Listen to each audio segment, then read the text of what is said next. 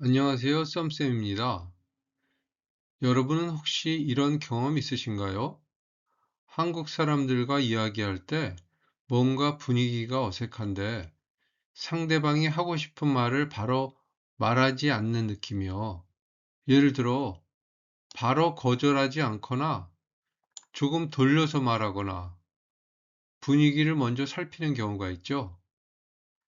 사실 한국에서는 무슨 말을 했는가 만큼이나 어떻게 말했는지, 어떤 분위기였는지, 상대방이 어땠는지도 굉장히 중요하게 생각합니다. 그래서 한국 사람들은 때때로 조금 간접적으로 표현하기도 해요. 오늘은 바로 그 문화, 한국 사람들은 왜 돌려서 말할까요? 에 대해 함께 이야기해 보겠습니다. 여러분은 혹시 이런 경험 있나요? 한국 사람에게 어떤 제안을 했는데 싫어요, 안 돼요 라고 바로 말하지 않고 생각해 볼게요 라고 대답하는 경우요. 많은 한국어 학습자들이 여기서 헷갈려 합니다. 왜냐하면 영어의 I'll think about it 과는 조금 다른 느낌으로 사용될 때가 있기 때문이에요.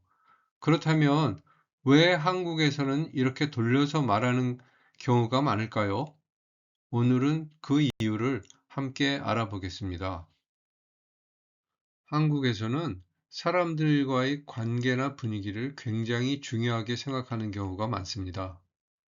그래서 때로는 정확하게 말하는 것보다 상대방 기분을 배려하는 것이 더 중요하게 느껴질 때도 있어요. 예를 들어, 내 의견을 분명하게 말하는 것이 맞더라도 상대방이 민망해질 수도 있고 분위기가 갑자기 어색해질 수도 있죠. 그래서 한국에서는 종종 조금 부드럽게 말하거나 바로 거절하지 않거나 상대방 반응을 먼저 살피는 문화가 나타나기도 해요. 특히 친하지 않은 사이에서는 너무 직접적으로 말하면 차갑게 느껴질 수 있다고 생각하는 경우도 많아요. 그래서 한국 사람들은 대화할 때 무슨 말을 할까? 뿐 아니라 어떻게 말할까? 상대방이 어떻게 느낄까? 또 함께 고민하는 경우가 많습니다. 한국어를 공부하다 보면 외국인들이 정말 많이 헷갈려 하는 표현이 하나 있어요. 바로 나중에 밥 먹어요 입니다. 지곡하면 Let's eat together later 라는 뜻이죠. 그래서 처음에는 많은 분들이 정말 같이 밥 먹자는 의미구나 라고 생각합니다. 그런데 한국에서는 이 표현이 꼭 진짜 약속을 의미하는 것은 아닐 수도 있어요. 때로는 좋게 인사하고 싶다, 따뜻하게 대화를 마무리하고 싶다 라는 느낌으로 사용하는 경우도 많습니다. 특히 한국에서는 헤어질 때 너무 차갑게 네, 안녕히 가세요만 말하면 조금 거리감 있게 느껴질 수도 있어서 이렇게 부드럽게 말하는 경우가 많아요. 물론 진짜 밥 약속을 의미할 때도 있습니다. 그래서 중요한 것은 상황, 관계, 말투, 이후 실제 연락이 오는지 같은 맥락을 함께 보는 거예요. 이 부분이 바로 한국 문화에서 재미있고도 어려운 부분 중 하나입니다. 여러분은 혹시 이런 생각 해보신 적 있으신가요? 왜 한국 사람들은 그냥 안녕이라고 하지 않을까? 특히 영어권 문화에서는 짧고 직접적으로 말하는 것이 오히려 자연스럽고 편안하게 느껴지는 경우가 많죠. 하지만 한국에서는 조금 다릅니다. 한국 사람들은 대화를 할 때 정보 전달만 중요한 것이 아니라 분위기와 상대방 기분도 굉장히 중요하게 생각하는 경우가 많아요.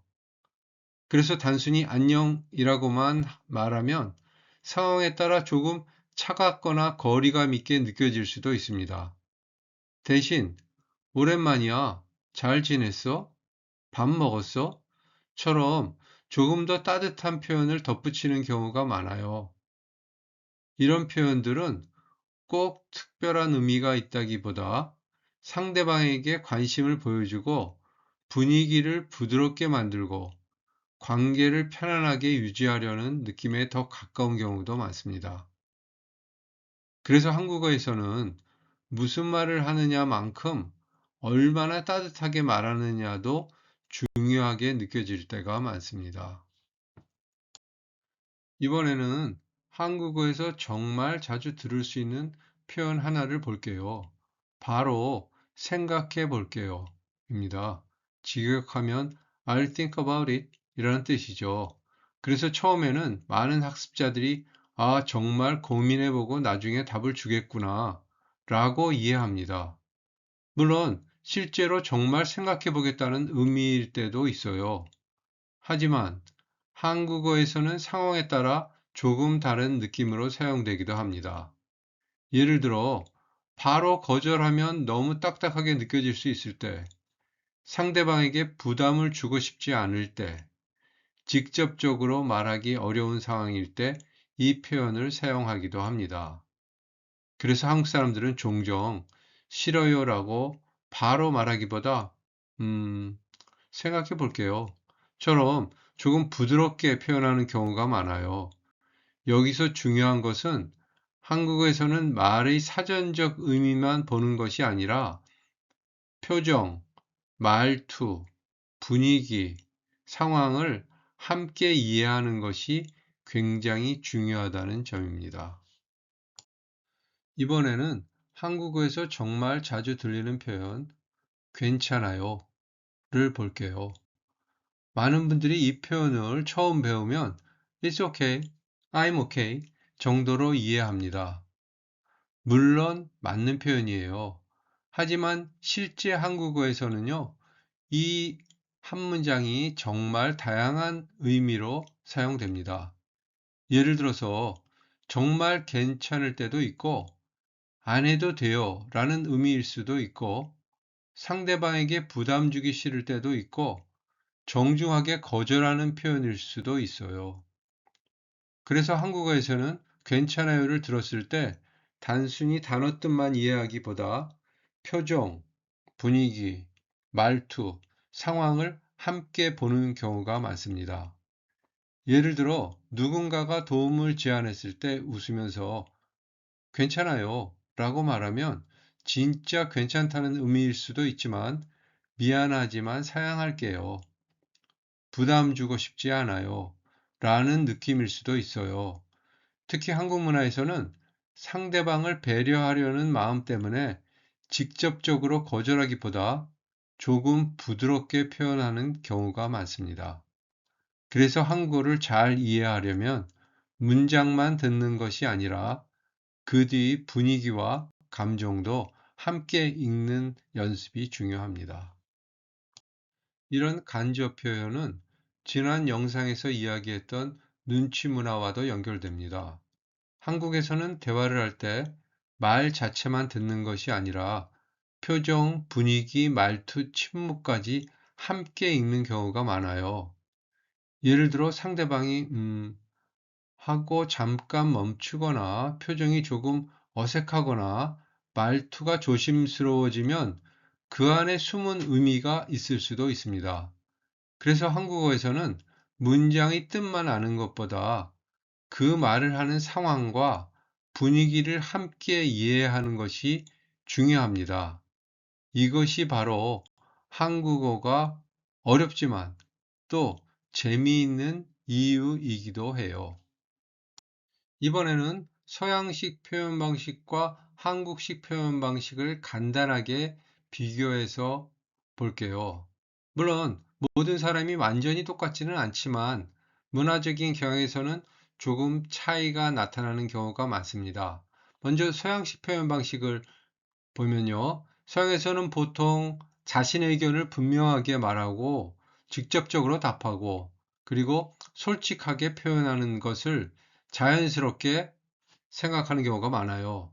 예를 들어, I think we should change the plan. 처럼 자신의 생각을 명확하게 말하는 것이 편하고 자연스럽게 느껴질 수 있습니다. 그리고 상대방도 I agree. let's do it 처럼 직접적으로 반응하는 경우가 많죠. 즉, 무슨 생각을 하는지, 무엇을 원하는지를 명확하게 표현하는 문화라고 볼 수 있어요. 반면 한국식 표현 방식은요, 분위기, 관계, 감정을 함께 고려하는 경우가 많습니다. 그래서 자신의 의견이 있더라도, 어떻게 하는 게 좋을까요? 그것도 괜찮을 것 같아요. 생각해 볼게요. 처럼 조금 더 부드럽고 조심스럽게 표현하기도 해요.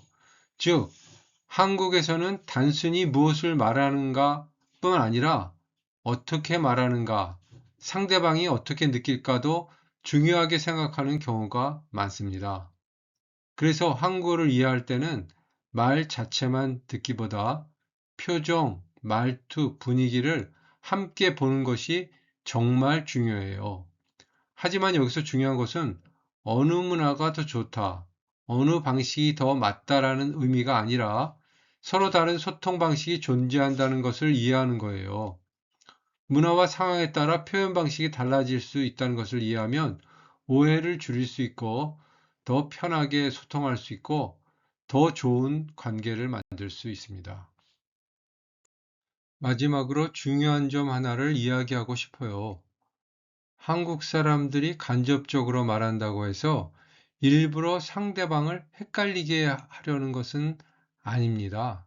오히려 많은 경우에는 관계를 지키고 분위기를 부드럽게 만들고 상대방 기분을 배려하기 위해 조금 간접적으로 표현하는 경우가 많아요. 예를 들어 한국에서는 친한 사이에서 장난처럼 조금 돌려 말하는 표현도 자주 사용합니다.